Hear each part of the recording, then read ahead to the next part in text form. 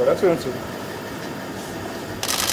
I keep saying, I don't know why I'm welcome to you.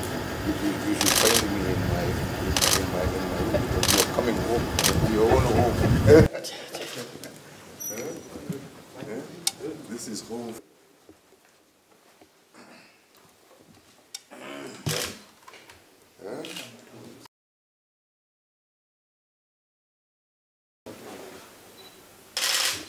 Okay, gentlemen.